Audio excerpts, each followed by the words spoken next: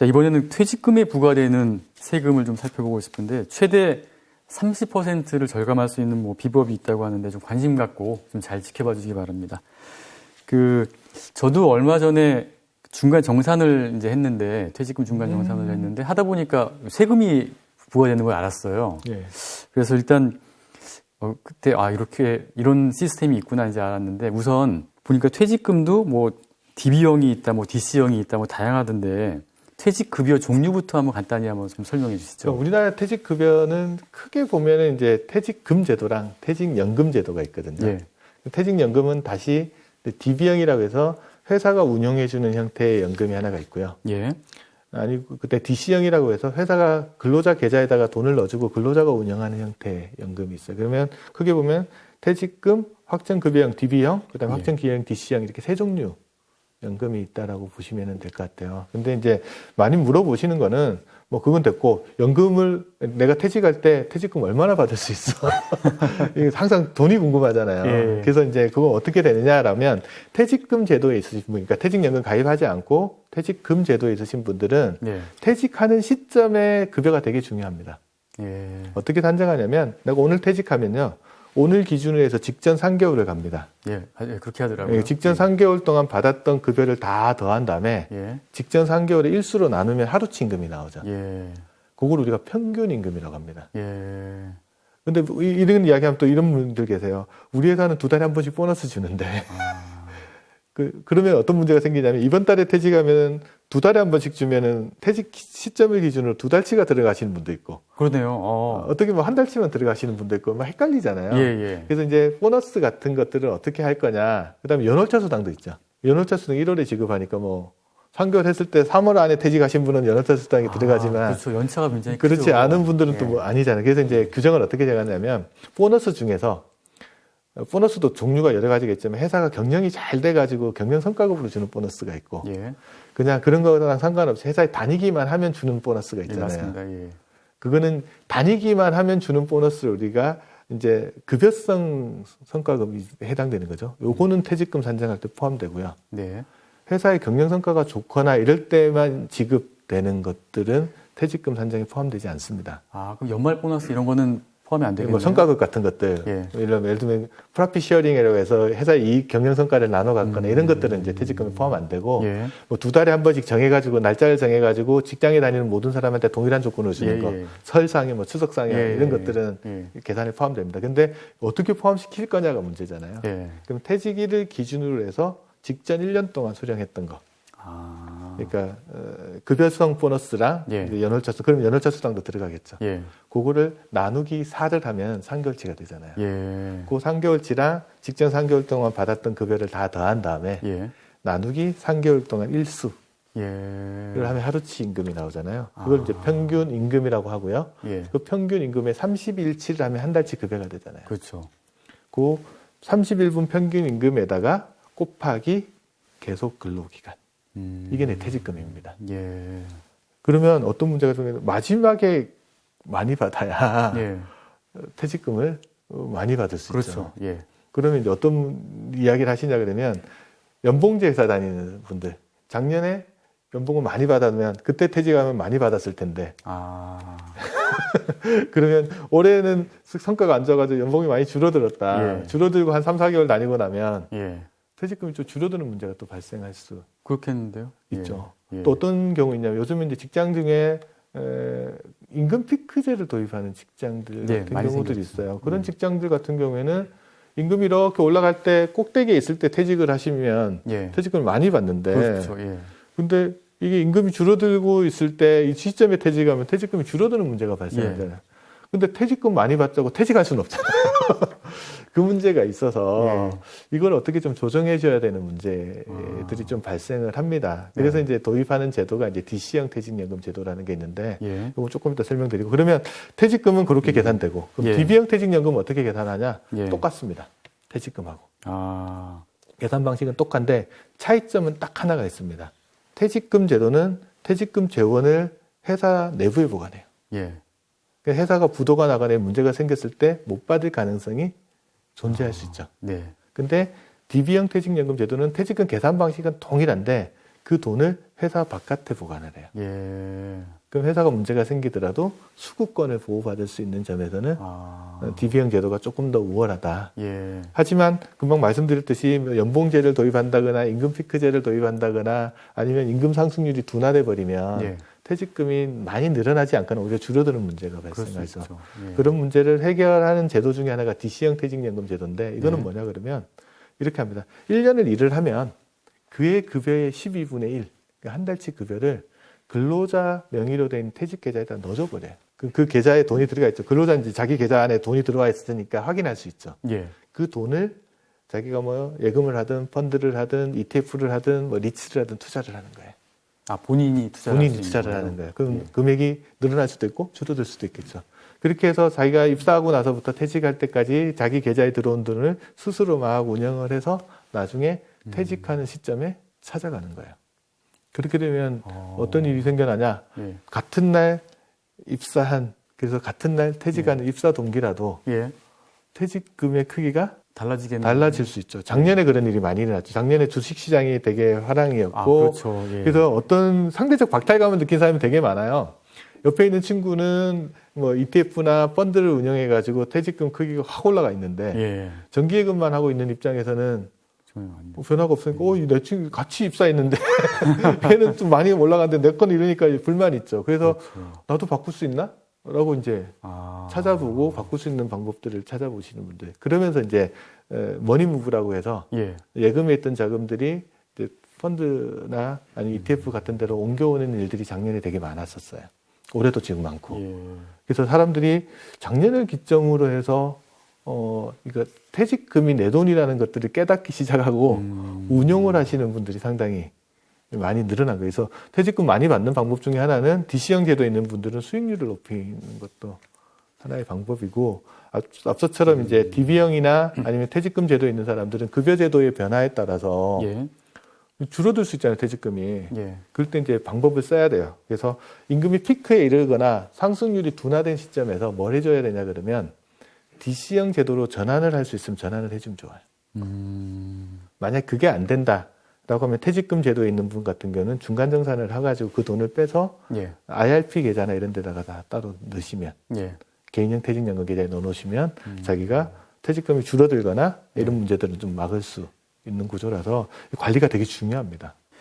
그 IRP 조금 전에 말씀하셨는데 이 IRP는 어떤 걸 얘기하는 건가요? IRP는 두 종류가, 그러니까 종류를 한데 활용하는 방법이 크게 네. 두 가지 방법이 있는 것 같아요. 예를 들면은 직장 다니시는 분들 입장에서 연말정산 때 세액공제를 좀 받고 싶어 하시는 분 많으시잖아요. 예. 근데 연금저축이라는 거를 가입하면 많으면 한 해에 400만 원까지 저축한 금액을 예. 세액공제를 받을 수 예, 있는데 세액공제죠. 소득이 조금 많으신 분은 그거보다 좀 더 많이 받으시고 싶으신 분은 예.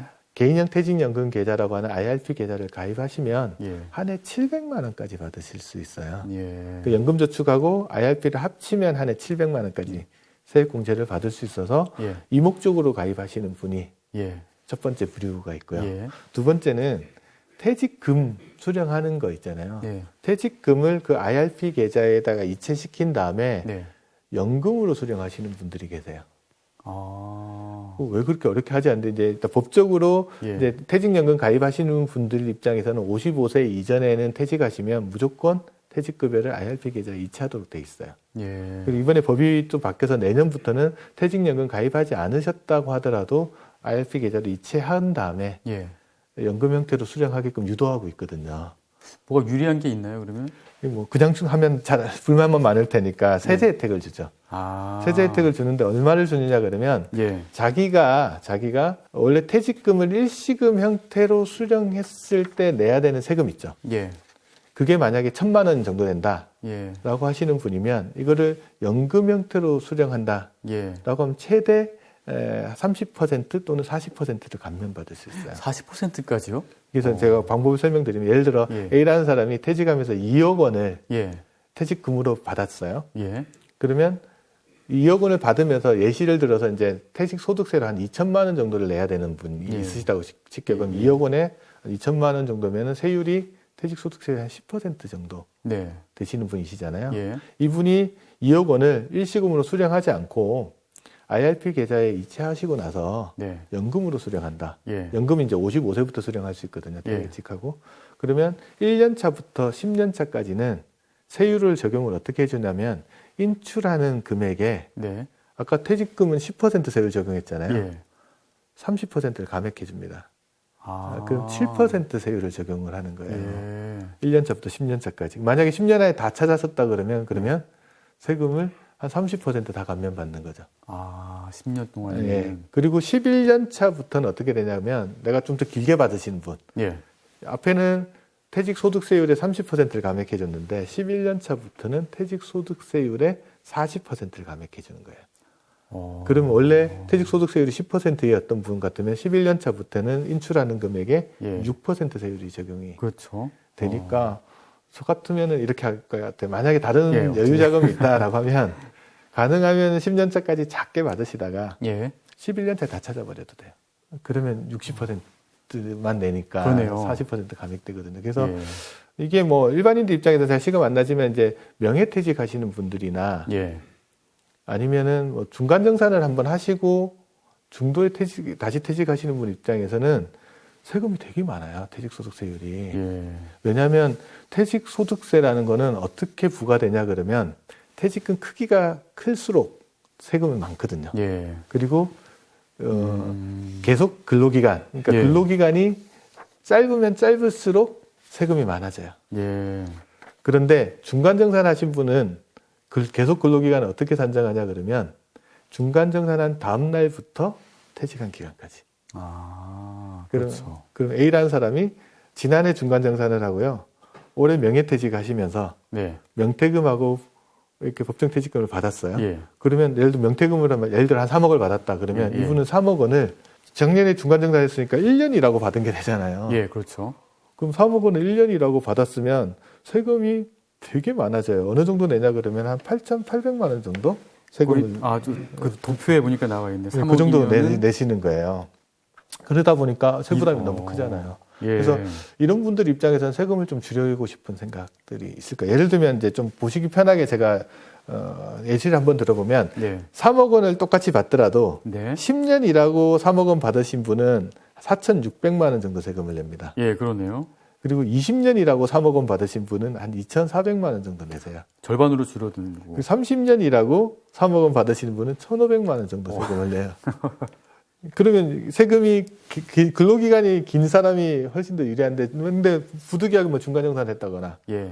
아니면은 뭐 고액의 퇴직금을 한꺼번에 받는 임원분들 같은 경우들은 예. 퇴직소득세 부담이 되게 클 수밖에 없고, 그 예. 일시금으로 받을 때 예를 들어 한 5천만 원 정도 내야 되는 사람이다. 거기서 30%를 연금으로 받아서 할인받는다. 라고 하면 5천만 원에 30%면 1,500만 원 정도를 예. 세이브를 할 수 있는 거니까 예. 되게 매력적이죠. 그래서 이제 퇴직금 규모가 큰 분일수록 IRP 계좌에 퇴직금을 이체한 다음에 연금 형태로 수령하려고 예. 하시는 게 많죠. 근데 금액이 작은 사람은 어차피 세금도 많지 않으니까 예. 그 매력이 이렇게 떨어지는데, 금액이 크신 분들은 그럴 의향이나 의도가 많으신 거죠.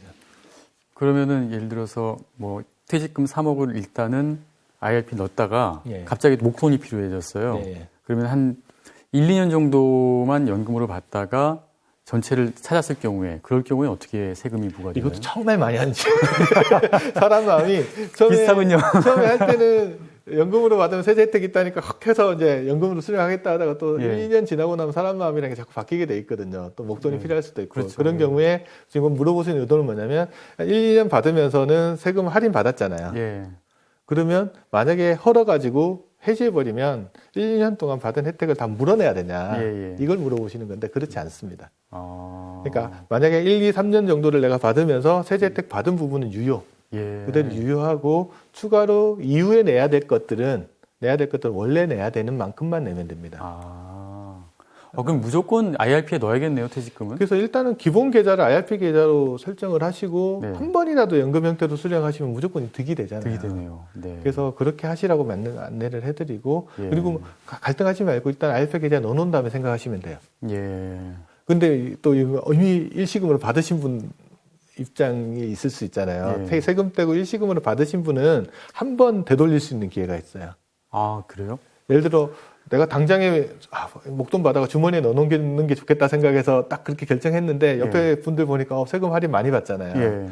그러면 또 후회가 되거든요. 예. 그런 경우에는 퇴직금을 수령한 날로부터 60일 이내 두 달 이내. 예, 금융회사를 찾아가셔가지고 IRP 계좌를 하나 틉니다. 예. 그리고 받았던 금액을 다시 그 계좌에 넣어놓으면 예. 금융회사가 회사에 전화를 퇴직한 회사에 연락을 해서 세금 뗀 것들 원천징수한 것들을 그 계좌에다가 고스란히 돌려놓습니다. 그렇게 하면 되고요. 만약에 좀 일부 쓰셨다. 예. 좀 쓰셨으면 남은 금액만 넣으시면 세금도 거기 딱 비례해가지고 다시 돌려받으실 수 있는 제도가 있어서 그거 활용하시는 것들 하나 방법이고요. 그럼 중간 정산 했을 때도 그 퇴직금도 일단 IRP에 넣어도 그게 네, 가능한가요? 가능합니다. 중간정산 퇴직금도. 예. 그 말씀 잘하셨는데 중간정산 관련해서 이제 좀 절세하는 방법이 또 있어요. 네, 예를 들면 중요한 팁이 많네요. 중간정산하고 퇴직하시는 분 있잖아요. 예. 그러면 중간정산 한 다음 날부터 퇴직할 때까지 계속 근로기간으로 본다고 했잖아요. 예. 그러면 계속 근로기간이 짧아져서 세금을 많이 내야 되는 경우들이 예. 생기거든요. 대표적으로 어떤 분들 계시냐면 뭐 집 산다고 돈이 필요해가지고 중간정산을 했어요. 그렇죠. 예. 근데 회사에서 그 명퇴 기회가 좋은 게 있어서 퇴직을 명퇴하기로 의사결정을 했어요. 그래서 명퇴금하고 뭐 이렇게 합쳤더니 금액이 꽤 커요. 근데 네. 중간정산 받은 지 얼마 안 돼서 세부담이 너무 큰 거예요. 그렇죠. 이러면 문제를 좀 해결해 드려야 되잖아요. 예. 이런 경우에는 어떻게 하냐 그러면 퇴직하시기 전에 회사 인사팀이나 이런 데 가서 세금 계산할 때 예. 내가 과거에 중간정산 받은 게 있는데 그 중간정산 안 받았다고 가정을 하고 예. 그 중간정산 때 받았던 퇴직급여랑 이번에 받는 퇴직급여를 합쳐달라. 그런 다음에 근로기간도 합쳐달라는 거예요. 그럼 세금이 많이 줄어들 거 아니에요. 그렇겠죠. 예. 예. 그리고 세금이 그렇게 해서 줄어들면 예. 그거 딱 산출된 금액에다가 예전에 중간정산 받을 때 낸 세금 있잖아요. 예. 그거 뺀 것만 내면 되거든요. 그렇겠네요. 그래서 중간정산 이후에 퇴직하면서 고액의 퇴직금을 받으신 분이라고 하시면 합산 특례, 그러니까 합산해서 해달라 그런 거거든요. 네. 이 특례를 적용시켜 달라고 회사에다 요청을 하실 필요가 있습니다.